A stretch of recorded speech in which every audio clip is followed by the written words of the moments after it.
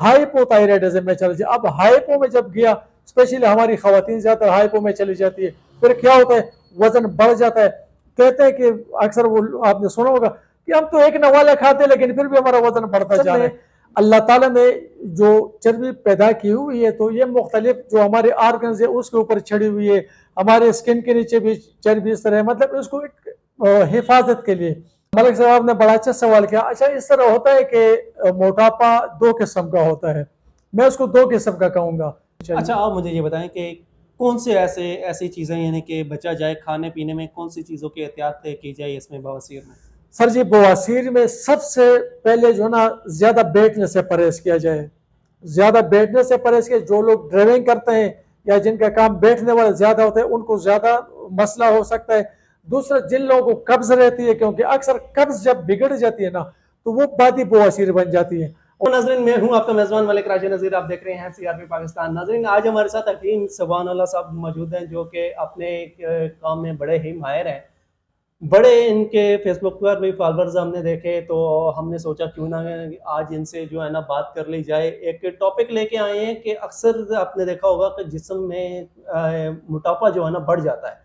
आज उस टॉपिक पे इनसे जो है ना बात करते हैं, और साथ साथ चलते चलते कुछ और टॉपिक पे भी बात करेंगे। तो इनका इलाज जो है वो भी यानी कि यकीनन काफ़ी करामद होगा। तो इनसे बात करते हैं। अस्सलाम वालेकुम सर। वालेकुम अस्सलाम। क्या हाल है सर आपके? शुक्र अल्लाह का मलिक साहब। सर, सबसे पहले तो आपका बहुत बहुत शुक्रिया कि आपने अपने कीमती वक्त से हमें नवाजा, हमें यहाँ पर दावत दी। मलिक साहब, आपका शुक्र कि आप लोग मेरे दावत पर आए। आपका और आपकी टीम का बहुत बहुत शुक्र कि आप अपना टाइम निकाल के इधर मेरे पास आए। अच्छा सर, ये बताइएगा कि अक्सर अक्सर हमने देखा है कि बाज़ औक़ात जो है ना अचानक से किसी भी शख्स का जो है ना वज़न अचानक से बढ़ना शुरू हो जाता है, मोटापा जो है ना बढ़ना शुरू हो जाता है। इसकी क्या रीज़न होती है और इसको रोकने के लिए क्या फ़ासले इक़दामात किए जाएँ? मलिक साहब, आपने बड़ा अच्छा सवाल किया। अच्छा, इस तरह होता है कि मोटापा दो किस्म का होता है, मैं उसको दो किस्म का कहूँगा। एक होता है जो खवातीन में होता है। खवातीन को आप देखें ना तो उनका अगर आप वजन करें, वजन कम होगा लेकिन जिसम ऐसा फूला हुआ होता है, और अक्सर मर्दों को भी होता है लेकिन खवातीन को वो ज्यादा होता है। और उसकी बड़ी निशानी की, जब आप उसको ऐसे दबाएंगे ना, वो जगह नरम होगी, उस पर उंगली ऐसे गाढ़ा बनेगा। ये स्वेलिंग होती है, सोजिश होती है, अंदरूनी तौर पर कोई इन्फेक्शन हो सकती है उसकी वजह से। उसके वजूहात भी अलग हैं और उसका इलाज भी अलग है, उस पर भी हम बात करते हैं। और दूसरा जो होता है, दूसरा होता है सख्त मोटापा, जिसमें बंदे को चर्बी होती है, चर्बी वाला मोटापा। तो वो असल मोटापा होता है, और उसमें जो है वो चर्बी पड़ जाती है, पेट पे भी चर्बी होती है, हर जगह पे चर्बी जिसम में बढ़ जाती है। क्योंकि देखिए, ये चर्बी जो होती है ना, चर्बी ये हमारे जिस्म में अल्लाह ताला ने जो चर्बी पैदा की हुई है, तो ये मुख्तलिफ जो हमारे आर्गन्स है उसके ऊपर छड़ी हुई है, हमारे स्किन के नीचे भी चर्बी इस तरह है, मतलब इसको एक हिफाजत के लिए एक प्रोटेक्टिव लेयर यहाँ पर छड़ी हुई है। तो एक खास हद तक ये चर्बी जो प्रोटेक्शन का काम करती है। फिर जब हमें भूख लगती है या हमें खुराक नहीं मिलता या हमारे जिस्म को कभी ज़रूरत पड़ती है, तो ये चर्बी फिर डिजॉल्व होकर हमारे जिस्म के लिए रिजर्व एनर्जी का काम भी करती है। लेकिन जब भी ये फैट कंटेंट हमारे जिस्म में, ये चर्बी ये एक खास हद से बढ़ जाए ना, उसको फिर मोटापा कहते हैं। मतलब फिर बीमारियां फिर उससे पैदा हो जाती है, मुख्तलिफ किस्म की तकालीफ पैदा हो जाती है।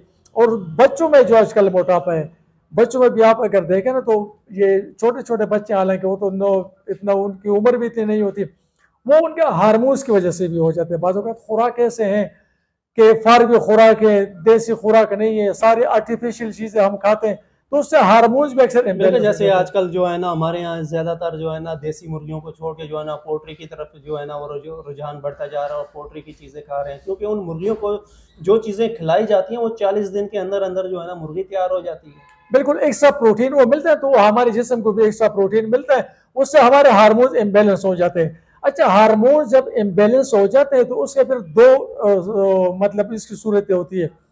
एक को हम कहते हैं हाइपरथायराइड और दूसरे को कहते हैं हाइपोथायराइडिज्म।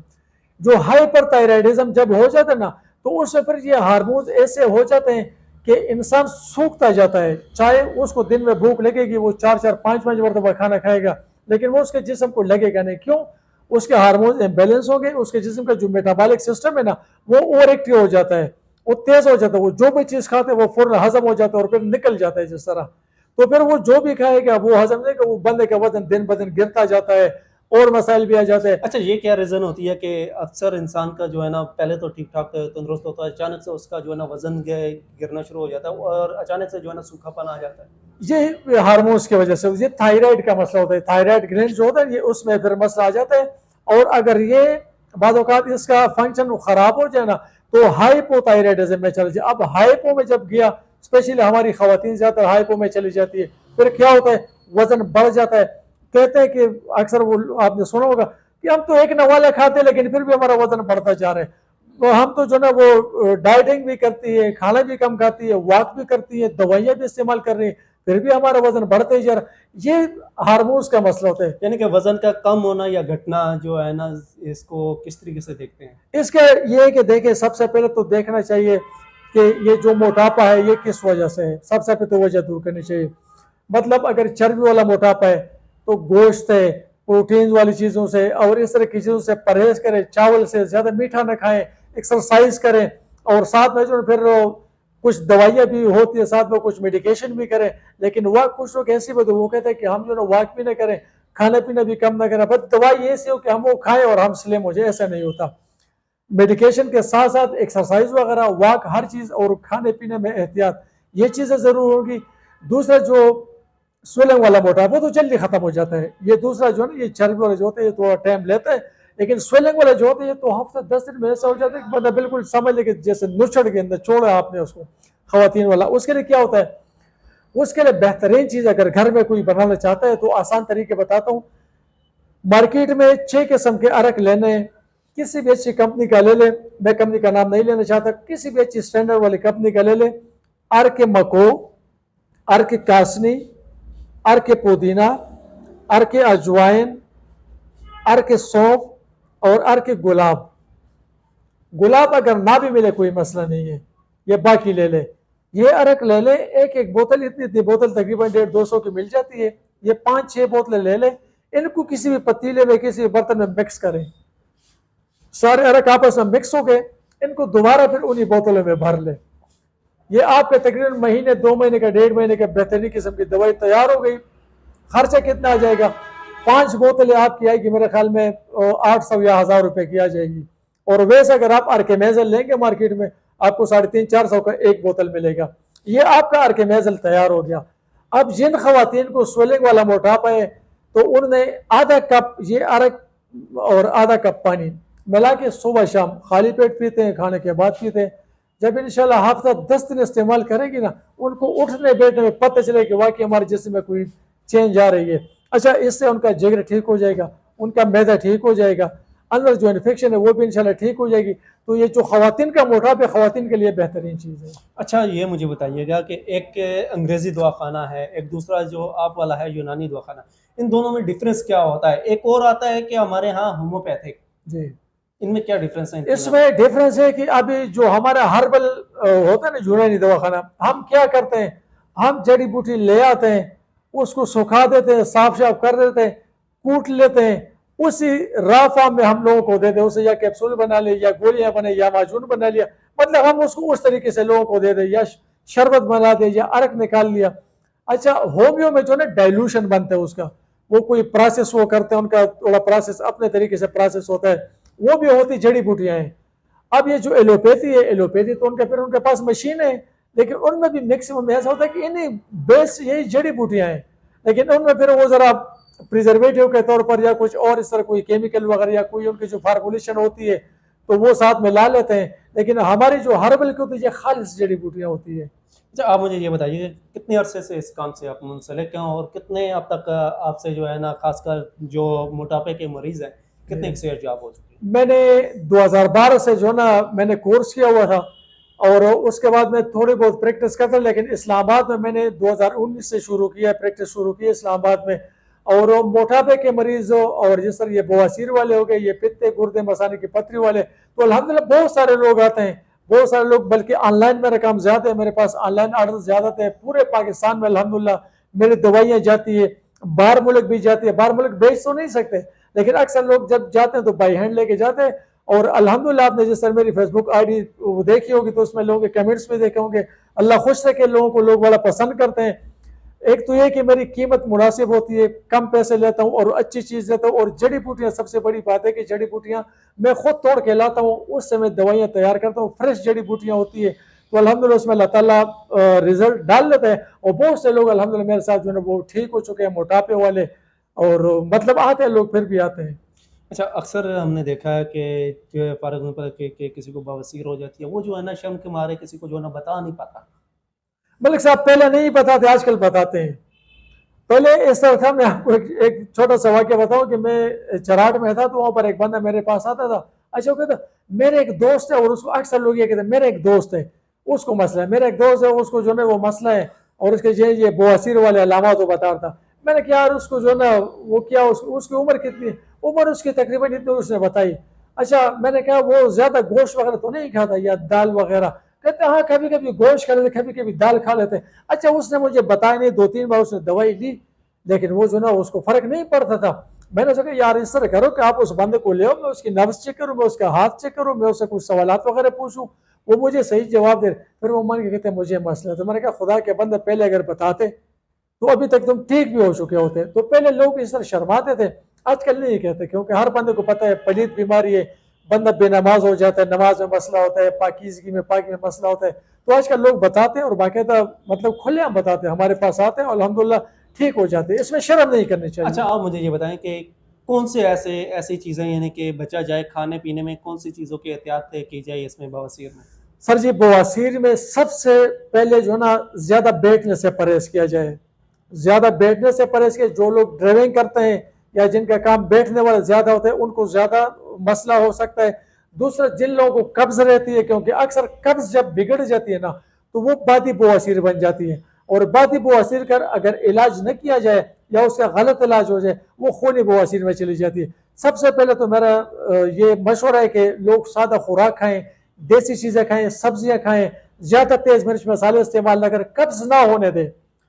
कब्ज को अपने जिस्म से दूर करें। मैं कहता हूं कि आपके जिस्म में नहीं, बल्कि तिब कहते कि 70 से ज्यादा बीमारी आपके जिस्म से इंशाल्लाह निकल जाएगी एक कब्ज को ठीक करने में। कब्ज ना होने दें, और पानी ज्यादा पिए, तेज मिर्च मसालों से परहेज करें, और ज्यादा बैठना न करें। और जब भी महसूस करें कि कब्ज हो गई है और बड़े पेशाब वाली जगह पे कोई जलन हो रही है, कोई स्वेलिंग सी हो रही है, तो फौरन मुआलिज के पास जाकर ना उसी टाइम उसको पकड़े, उसी टाइम उसका इलाज कर, ताकि बजाय से कि फिर मसला खराब होता जाए। अच्छा, आप मुझे ये बता दें, इस बारे में भी थोड़ा सा आगे चलते हैं। तो बाज़ औक़ात जो है ना लोग सीधा डायरेक्ट ऑपरेशन की तरफ जाते हैं। क्या इसका हल जो है ना सिर्फ ऑपरेशन ही है, या इसके अलावा कुछ और हल भी है कि ये जड़ से ख़त्म हो जाए? मलिक साहब, इस तरह के ये ग्लैंड्स होते हैं, ठीक है, ग्लैंड्स को आप काट भी देना, ग्लैंड्स दोबारा बढ़ जाते हैं। उग ऑपरेशन आते हैं। इसका हल नहीं है। ऑपरेशन इसका हल है। मेरे पास बहुत से ऐसे लोग भी आते हैं और आए कि उन्होंने ऑपरेशन कराए, फिर भी ठीक नहीं होते।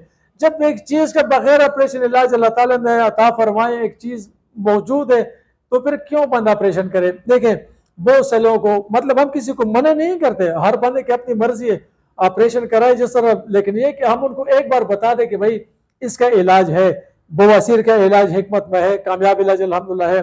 पित्ते की पथरी का, गुर्दे की पथरी का, मसाने की पथरी का बगैर ऑपरेशन, ये मैं आपको वही बीमारी बताऊं जिसके लोग ऑपरेशन कराते हैं।